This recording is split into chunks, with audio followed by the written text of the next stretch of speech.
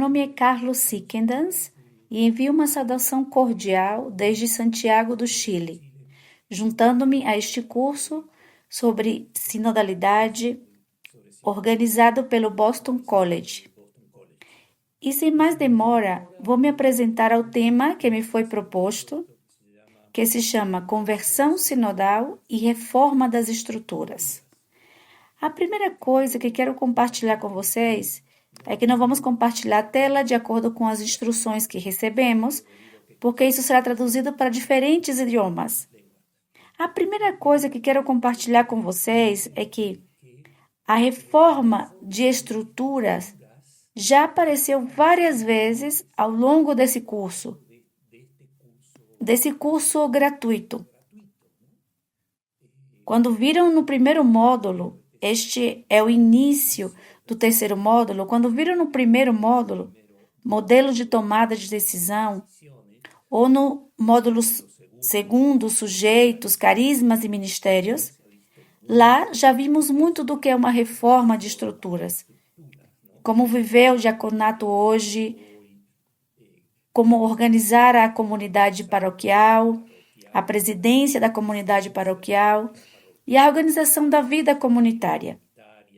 Em outras palavras, todo o curso em seus diferentes módulos é cheio de ideias sobre aspectos que chamaríamos de reforma estrutural da organização, etc. Um segundo ponto é que o título da contribuição que eu faço agora com vocês é Conversão Sinodal e Reforma Estrutural. E olhando para o processo sinodal, aqui está a chave do título, e provavelmente aqueles que organizaram este curso estavam com essa ideia. Aqui está a importância do I. Conversão sinodal, conversão pessoal, espiritual, interior e reforma das estruturas. A importância de combinar esses dois aspectos, poderíamos até dizer que até essas duas dimensões, a mais pessoal, individual e interior. A conversão pessoal e a reforma. Modificações nas diferentes instituições da igreja, as diferentes estruturas, nas diferentes formas organizacionais, em suas diferentes regras, código de direito canônico. Mas, como eu digo, a questão aqui é no I. Um e outro. Nenhum primeiro e outro depois. Não, simultâneos, juntos. A conversão pessoal, uma conversão a um processo sinodal interior que envolve a vontade, a liberdade, a inteligência, a decisão de cada um, de cada pessoa na igreja, mas ao mesmo tempo a reforma institucional. E meus colegas se lembram muito do que escreveram e provavelmente, se você seguir a bibliografia desses anos no processo sinodal, um artigo muito famoso de Yves Congar, um autor que nós que estudamos eclesiologia sobre o tema da igreja respeitamos muito. Um artigo que ele publicou em 1972 na revista Concílio, número 73 da revista Concílio, de 1972, que estão em diferentes idiomas, pode ser obtido em diferentes idiomas e que tem artigos de tamanho, entre aspas, de fácil de leitura, e com uma linguagem descomplicada, e o título dele naquele número dedicado à Reforma da Igreja, 1972. A Reforma da Igreja. O título de Yves Congar, deste dominicano francês, o título era Renovação do Espírito e Reforma da Instituição. E a preocupação de Congar, esse autor tão importante, provavelmente um dos mais importantes do Concílio Vaticano II, e o mais importante eclesiólogo da Igreja Católica do século XX, provavelmente, sempre é difícil dar esse título a alguém, A preocupação de Congar era justamente essa, que o chamado à conversão pessoal, à renovação espiritual, à renovação no Espírito de Jesus e do Espírito Santo fosse acompanhado de uma reforma das práticas, das instituições, das organizações na vida da igreja. E por quê? Porque nesse artigo, em que ele analisa justamente experiências anteriores na história da igreja, ele é o grande historiador Congar e mostra como as tentativas da reforma no passado foram ineficazes, porque a conversão pessoal carecia de um projeto organizacional, um projeto de reforma institucional, que tomasse forma nos diferentes níveis da vida da igreja. Um dos pontos mais conseguidos para ele é, como para muitos outros autores, a chamada reforma gregoriana do século XI, que combinou esses dois fatores como um misticismo, diríamos assim, não vou entrar em detalhes, como um misticismo, uma espiritualidade, mas com profunda reforma doutrinal, diríamos assim, de grande impacto na vida da igreja. Então, essa é a ideia.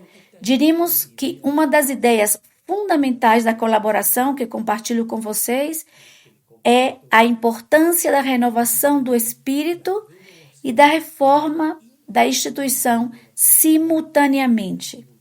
Não é uma prévia à outra, mas ambas devem caminhar juntas. Ambas devem caminhar juntas para uma renovação na igreja, como pretendia o Vaticano II, como pretende o processo sinodal, que seja eficiente. Uma delas não é suficiente para realizar uma reforma organizacional pura. Não é satisfatório. Uma pura reforma interior, espiritual, a conversão pessoal não é suficiente. Por isso, os aspectos são necessários. Claro que Congar adverte assim um fator muito importante. Que dependência houve no catolicismo? Pergunta-se. A tendência tem sido, acima de tudo, enfatizar o aspecto moral dos problemas e, nesse sentido, deixar uma segunda preocupação para um segundo nível, a reforma organizacional e institucional. Por exemplo, a reforma dos seminários, a forma como se vivia o ministério dos sacerdotes, ou regulamentação do governo dos bispos, ou a reforma do direito canônico, enfim, tantos e tantos temas. A organização de dioceses, igrejas e conferências episcopais. A tendência na história do catolicismo é enfatizar a reforma interior.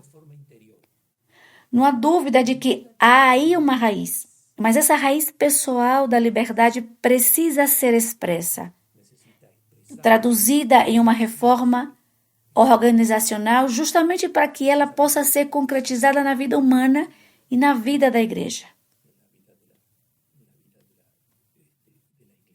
E nesse sentido, dou agora mais um passo à frente, e é isso que o texto que eu vou usar nos próximos minutos. Sugiro a vocês que deixem de verificar o relatório de síntese publicado após a Assembleia em outubro de 2023. Relatório de síntese, uma igreja sinodal em missões. Um longo texto em espanhol, tem cerca de 45 páginas, mais ou menos em italiano, alemão, inglês. Porque aí você pode beber muito do que está em jogo das questões, no discernimento, no debate. Esse documento chama-se Relatório de Síntese, que já deve ter sido mencionado por alguns dos outros palestrantes, por meus colegas. Em alguma das outras apresentações são divididas em 3 partes em 20 tópicos. E que, por sua vez, tem uma subdivisão. Por exemplo, observe o que eu estava lhe dizendo sobre reforma pessoal, espiritual e organizacional. No número 20, tem os números E depois as letras. No número 20C, vejam, esta frase que é dita: não basta criar estruturas de corresponsabilidade. Uma ideia-chave de corresponsabilidade. Se falta conversão pessoal, há uma sinodalidade missionária. É claro que não basta renovar uma organização para que tudo funcione. É preciso que as pessoas se renovem. Não basta mudar um código de conduta para mudar a vida de uma sociedade. Tem vários desses tipos de expressão, certo?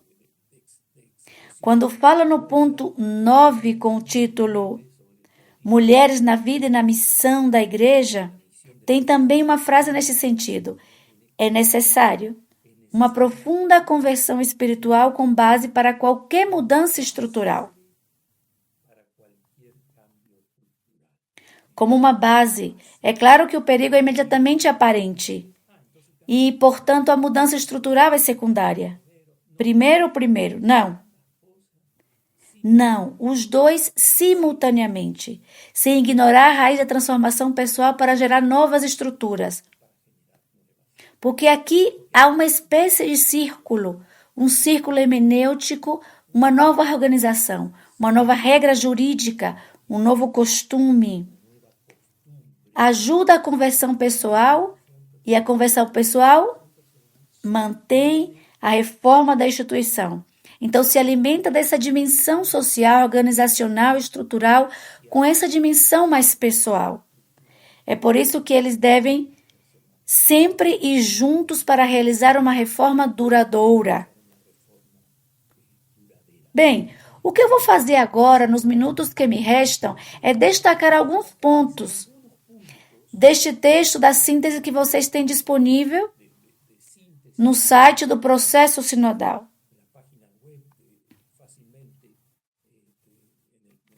Veja um exemplo muito importante. Na edição número 17, que está na parte 3, há um ponto referente aos missionários no ambiente digital. Enorme desafio. E lá no ponto 17i diz: E devemos também considerar as implicações da nova fronteira missionária digital para a renovação das estruturas paroquiais e diocesanas existentes. Essa nova realidade, o ambiente digital, em um novo ambiente em que vivemos. Não apenas um meio, um instrumento, mas é verdadeiramente um ambiente, um lugar de diálogo. É assim que estamos vivendo agora com esse curso. Como renovar as estruturas paroquiais e diocesanas existentes diante desse desafio que coloca problemas, mas também oportunidades. Este curso sobre sinodalidade é um exemplo das possibilidades oferecidas pelo ambiente digital.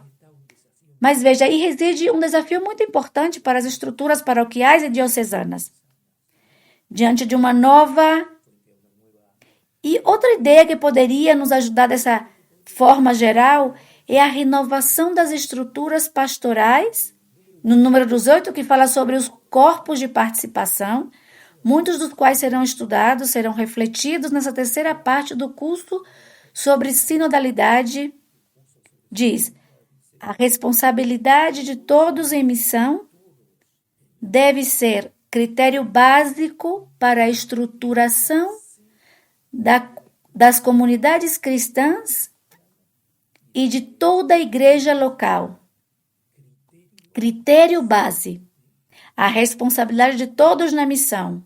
Essa ideia, a responsabilidade de todos, de missão, tem que ser traduzida em critério de reformulação de um conselho pastoral, um conselho diocesano, um conselho presbiterial. Os modos de vida ministério sacerdotal, do ministério leigo, etc., etc. Se pode ver no texto em muitos lugares reflexões nesse aspecto, seguindo com o tema propõe outro ponto. Por exemplo, quando se fala em reforma de liderança, há uma grande reforma estrutural que surgiu ao longo do curso de diferentes maneiras. No caso dos diáconos, no número 11 do documento do relatório, e algo semelhante no ponto 12 em relação aos bispos. Por exemplo, no ponto dos bispos 12J, diz que se ativem de maneiras que juridicamente é necessário definir estruturas e processos de verificação regular da tarefa do bispo. Como ele exerce sua autoridade? Uma avaliação, e diz em formas jurídicas serem definidas. Assim tem uma proposta de reforma institucional, que o bispo não faz o que quer, mas que sua conduta é regulada, que é tão bem regulada que não depende apenas de uma vontade, que depende também de uma organização que tem regras consensuais. E é aí que entra a ideia de accountability, a cultura de render contas. Por exemplo, que o bispo diocesano relata todos os anos ao seu conselho pastoral diocesano sobre a situação financeira da diocese. Aí se tem uma pequena, mas profunda reforma institucional, porque obriga o bispo juridicamente a prestar contas até que se reportar a uma atitude de transparência, não só que seja bom, mas pessoalmente algo tão importante. Uma pessoa conduzida pelo Espírito, mas ao mesmo tempo a reforma organizacional também é teologicamente correta, e assim por diante. Outro ponto muito interessante do relatório é o ponto 10. É dedicado à vida consagrada, que também foi tratado aqui no curso que estamos fazendo. Mas isso que eu coloquei aqui em relação à conversão sinodal e conversão sinodal pessoal é a reforma das estruturas no ponto B. 10b. O texto, o relatório de síntese, louva a vida consagrada e diz com razão. Ao longo da história, muitas vezes a vida religiosa consagrada, masculina e feminina, foi a primeira a intuir as mudanças da história e a aceitar o chamado do Espírito de verdade. Pensamos em São Francisco de Assis, mas tantos outros exemplos de homens e mulheres. Mas o que o texto diz também, e também por causa de suas práticas sinodais de discernimento comum, de eleição de autoridades. E assim, observe o que o texto está dizendo, o relatório de síntese. A vida religiosa masculina e feminina tem uma experiência na história da Igreja para as formas sinodais. Para o discernimento, para a eleição de autoridades, para o planejamento missionário. Não que faltem estilos autoritários, diz ainda o texto, sempre há.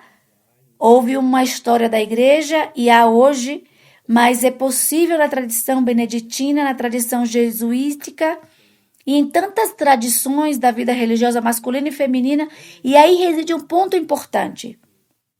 Porque, por exemplo, a eleição do abade ou a eleição da pessoa que lidera são muitas vezes formas antidemocráticas.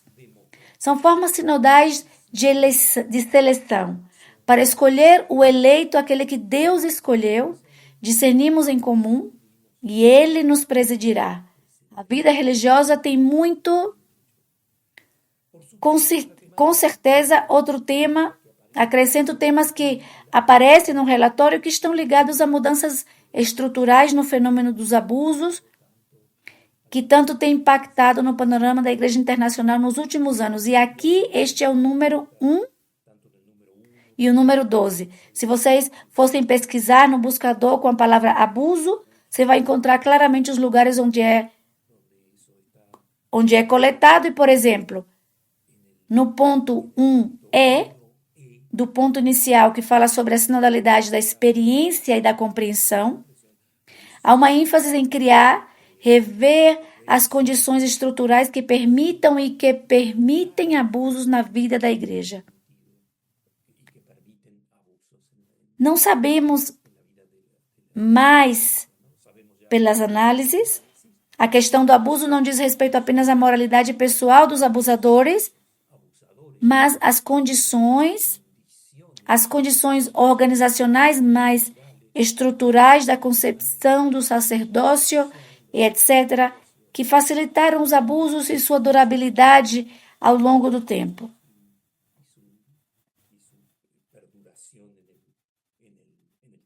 Claro que há também a sugestão no relatório de síntese de que essa reforma e a criação de novas estruturas sejam criadas, mas no número 19, quando a terceira parte do relatório fala do reagrupamento da igreja, é também apresentado um critério bastante pertinente. Note-se que vários dos meus colegas repetem: antes de criar novas estruturas, observemos a necessidade de fortalecer e revitalizar os já existentes. É claro que temos que criar novas estruturas que reflitam melhor essa responsabilidade de todos na missão. Como dizia o critério básico do critério base. Isso para a reforma estrutural, responsabilidade de todos na missão. Mas é claro que já temos várias organizações funcionando em nossa igreja em todos os níveis. No nível da caridade, no nível do ensino, no nível do governo de uma diocese. Então, claro, é muito importante não só fazer algo novo, que tem que ser feito, tenho atendido às novas necessidades e novo discernimento sobre os sinais dos tempos, se não revitalizar o que já existe como um novo espírito, como uma nova regulamentação, como uma nova visão traduzida em uma forma organizacional. Esse é um critério importante.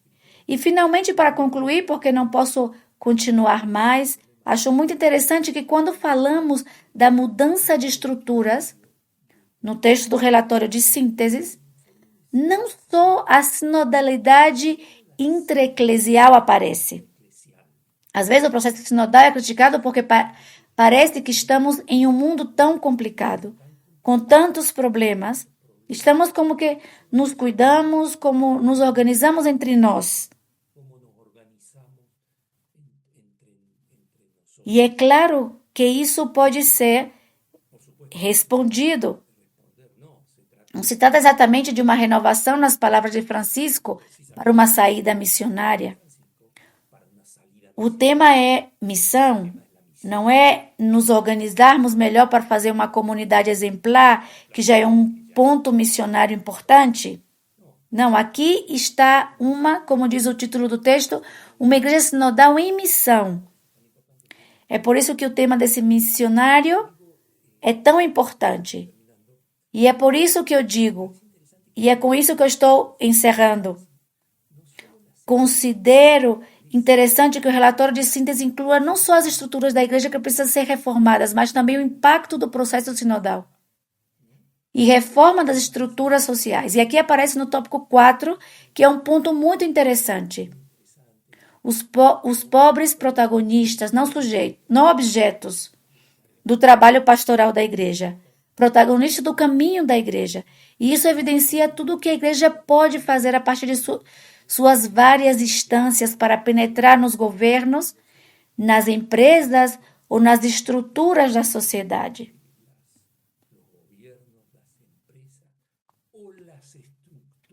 Na sociedade, também, não basta mudar as pessoas. Basta que os mecanismos de produção, as formas sociais, as leis, etc., mudem. E aí aparecem, reparem, ambos na dupla direção. Por um lado, o que a igreja tem de fazer para mudar, para colaborar na mudança das estruturas da sociedade em benefício dos mais desfavorecidos. E, por outro lado, a partir desta reflexão sobre os pobres e marginalizados na sociedade, as mudanças estão no ponto 4J, as mudanças que precisam ser feitas na estrutura da igreja para que esse serviço aos pobres seja mais adequado, mais eficiente, mais condizente com o nosso tempo. Bem, essas são apenas algumas pinceladas desse tema muito amplo e que no módulo que inicia essas estruturas para uma igreja sinodal, o módulo 3, vocês vão repassando vários temas, conselhos pastorais, paroquiais, formação sacerdotal, cogovernança, ou seja, muitas formas de concretizá-la. E eu vim aqui para dar uma visão, entre aspas, de forma mais geral, para sublinhar a importância do relatório de síntese e quando se pode aproveitá-lo e destacar o título Conversão Sinodal e Reforma das Estruturas. Muito bem, muito obrigado.